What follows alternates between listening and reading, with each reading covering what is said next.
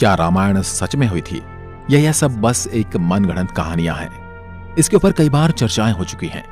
कई लोग हैं जो इसे सच मानते हैं, लेकिन कई ऐसे भी लोग हैं जो आज कहते हैं कि यह सब एक मनगढ़ंत कहानी है, क्योंकि ऐसा हो ही नहीं सकता। लेकिन आज की वीडियो रामायण को काल्पनिक मानने वालों को हिलाकर रख सकती है।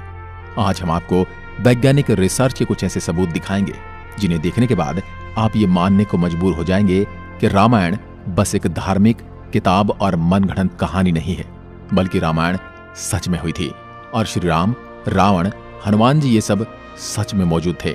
और यही सब बातें जानने के लिए इस वीडियो के अंत तक जरूर बने रहें। आप देख रहे हैं mystery of God YouTube channel. ऐसे ही इतिहास का नॉलेज लेने के लिए इस चैनल को सब्सक्राइब कर सकते हैं। रामायण भारत के सबसे प्रसिद्ध ग्रंथों में से एक है। भारत में रामचरितमानस का पाठ पूरी आस्था के साथ होता है। महर्षि वाल्मीकि द्वारा रामायण में भगवान राम की संपूर्ण जानकारी लिखी गई है। और लेकिन कुछ लोग भगवान के होने पर ही सवाल उठाते हैं और रामायण को केवल कहानियों से भरी किताब मानते हैं। रामायण के अनुसार भगवान राम ने अधर्मी रावण को मारकर धर्म की स्थापना की थी। ज्यादातर लोगों का सवाल होता है कि क्या भगवान राम वाकई धरती पर पैदा हुए थे? क्या वास्तव में रावण के 10 सिर और 20 भुजाएं थी? क्या हनुमान जी अपनी इच्छा से अपना रूप बदल सकते थे? और इन सब बातों की वजह से ही कई लोग रामायण को झूठ समझते हैं। मगर आज हम वैज्ञानिक अध्ययनों के आधार पर सिद्ध कर देंगे कि रामायण में वर्णित घटनाएं पूर्णतया सत्य हैं। नंबर 1, रामायण कालीन हवाई अड्डे। जितना हम रामायण को भारत में मानते हैं, उतना या फिर कहूं कि उससे भी ज्यादा श्रीलंका में माना जाता है। और इसीलिए श्रीलंका में रामायण अनुसंधान टीम ने रावण के रामायण काल के 4 हवाई अड्डे खोजने का दावा किया है। पिछले 9 वर्षों से यह ऑर्गेनाइजेशन श्रीलंका के कोने कोने की छानबीन कर रही थी। यहां उन्हें कई जानकारी और अवशेष मिले, परंतु 4 सालों में लंका के दुर्गम स्थानों की खोज के कारण रावण के 4 हवाई अड्डे हाथ लगे। रामायण अनुसंधान टीम के अध्यक्ष अशोक कैंट का कहना है कि रामायण की लंका वास्तव में श्रीलंका की है। यहाँ उसानगोड़ा, गुरुलोपोथा, तोतुपोलाकंदा और वरियापोला नामक 4 हवाई अड्डे मिले हैं और इन्हें हवाई अड्डों से रावण पुष्पक विमान को आसमान में उड़ाता होगा। और यह हवाई अड्डे न सिर्फ ये बताते हैं कि रामायण सच में हुई थी, पर यह भी बताते हैं कि उसमें लिखी गई सारी बातें जिन पर हमें यकीन नहीं होता, वो भी सच हैं। नंबर 2, रावण का महल।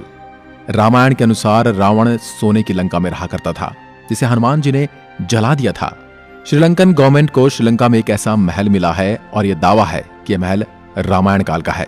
इस महल से कहीं सीक्रेट रास्ते निकलते हैं जो उस महल को शहर के अलग अलग जगह से जोड़ता है। लेकिन जब रिसर्च टीम ने इन पर रिसर्च की तो पता चला कि गुफाएं नेचुरल नहीं बल्कि किसी समय ने इंसानों द्वारा बनाया गया था। श्रीलंकन हिस्ट्री के अनुसार रावण शहर के अलग अलग हिस्सों में अचानक से ही प्रकट हो जाया करता था और पलक झपकते ही उन हिस्सों से गायब होकर अपने महल में पहुंच जाता था। इसलिए जानकारों का मानना है कि रावण इन्हीं गुप्त रास्तों का इस्तेमाल किया करता था।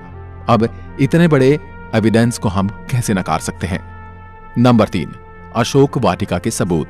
रामायण के अनुसार रावण ने माता सीता का हरण करके उन्हें अशोक वाटिका के अंदर रखा था। कहा जाता है कि अशोक वाटिका रावण का सबसे पसंदीदा स्थान था। यह जगह इतनी रहस्यमयी थी कि हनुमान जी इसे आसानी से ढूंढ नहीं पाए थे। मगर हैरानी की बात तो यह है कि वह अशोक वाटिका आज भी श्रीलंका में मौजूद है। ऐसा माना जाता है कि एलिया पर्वत की एक गुफा में माता सीता को रखा गया था, जिसे सीता एलिया नाम से जाना जाता है। यहाँ सीता माता का एक मंदिर भी है जिसे विरांग टोक कहते हैं और वही आंगना से 10 किलोमीटर की दूरी पर है। यहीं पर सीता जी का अपहरण कर पुष्पक विमान को उतारा गया था। मगर यहाँ पर जिस बात ने सबसे ज्यादा चौंकाया वो यहाँ मौजूद पेड़ हैं। रामायण ग्रंथ में इस बात का जिक्र मिलता है कि अशोक वाटिका में अशोक के वृक्ष बहुत ज्यादा थे, इसलिए इसका नाम अशोक वाटिका रखा गया था। अब जैसा रामायण में इस वाटिका के बारे में कहा गया था, वैसा आज यह गार्डन है, जो कि इसे हम रामायण कालीन एक सबूत मान सकते हैं। नंबर 4, द्रोणगिरी पर्वत। दोस्तों, रामायण में लिखा हुआ है कि युद्ध में जब मेघनाद द्वारा लक्ष्मण जी मूर्छित हो गए थे, उनकी जान बचाने के लिए संजीवनी बूटी की जरूरत पड़ी, जिसके लिए जड़ी बूटी लाने का जिम्मा हनुमान जी को दिया गया था। तब हनुमान जी संजीवनी बूटी लाने के लिए द्रोणगिरी पर्वत पर गए थे।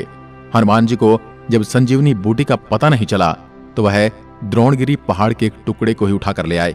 मान्यताओं के अनुसार ये वही पहाड़ है जो आज भी वहां पर मौजूद है। कुछ लोग इसके बारे में कहते हैं कि आज भी उस पर्वत पर वह निशान मौजूद है जहां से हनुमान जी ने उसे तोड़ा था। लेकिन जिस पर्वत का जिक्र रामायण में मिलता है वहां आज मौजूद है। जड़ी बूटी देने के बाद हनुमान जी ने इस पहाड़ के टुकड़े टुकड़े कर इसे श्रीलंका में फेंक दिया था। जहां जहां इस पहाड़ के टुकड़े गिरे वहां के पेड़ पौधे और जड़ी बूटी बाकी जगहों से अलग होती हैं। और सच में श्रीलंका में कई कमाल की जड़ी बूटियां मिलती हैं।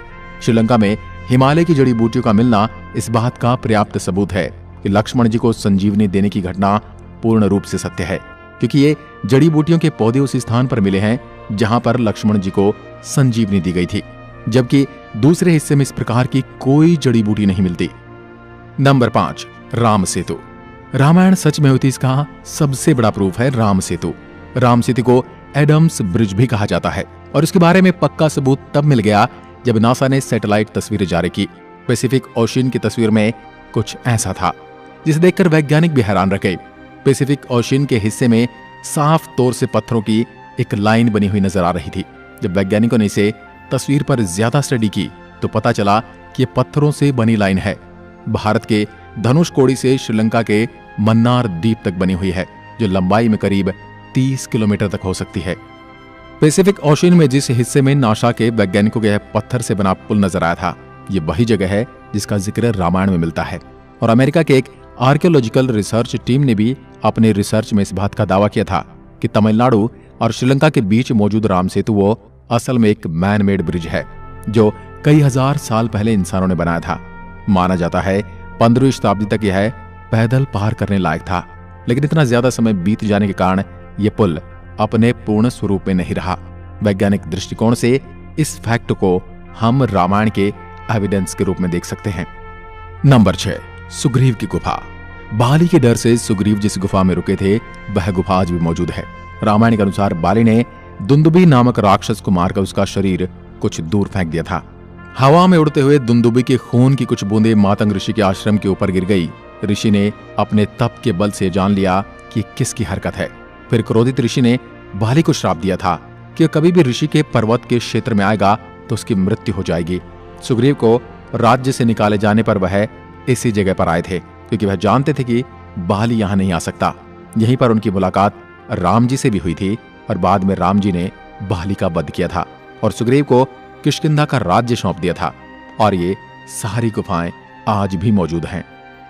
नंबर 7, राम सेतु के पत्थर। भगवान राम ने समुद्र को पार करने के लिए बंदरों की सहायता से लंका तक पुल बना दिया था। कहा जाता है कि इस पुल के माध्यम से श्री राम की पूरी वानर सेना रावण से लड़ने लंका गई थी। मगर हैरानी की बात तो यह है कि राम सेतु में इस्तेमाल किए जाने वाले पत्थर आज भी मौजूद हैं। राम सेतु पुल के पत्थर पानी पर तैरते थे। रामेश्वरम में सुनामी के दौरान कुछ पत्थर जमीन पर आ गए थे। शोधकर्ताओं ने जब उन्हें दोबारा पानी में फेंका तो वह तैर रहे थे, जबकि दूसरे पत्थर पानी में डूब जाते थे। शोधकर्ताओं के अनुसार इसके लिए एक विशेष प्रकार के पत्थर का इस्तेमाल किया गया था, जिसे विज्ञान की भाषा में प्यूमाइस स्टोन कहते हैं। यह पत्थर पानी में नहीं डूबता और तैरने वाला यह पत्थर ज्वालामुखी के लावा से आकार लेते हुए अपने आप बनता है। ज्वालामुखी से बाहर आता हुआ लावा जब वातावरण से मिलता है तो उसके साथ ठंडी या उससे कम तापमान की हवा मिल जाती है।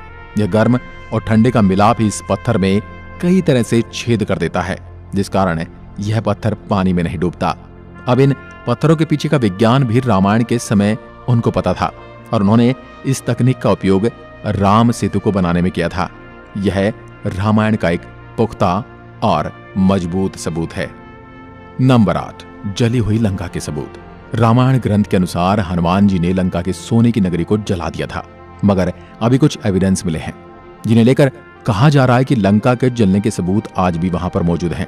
जिस जगह पर श्रीलंका को जलाया गया था वहां की मिट्टी आज भी काली है, जबकि उसके आसपास की मिट्टी का रंग वैसा ही है जैसा कि नॉर्मली मिट्टी का होना चाहिए।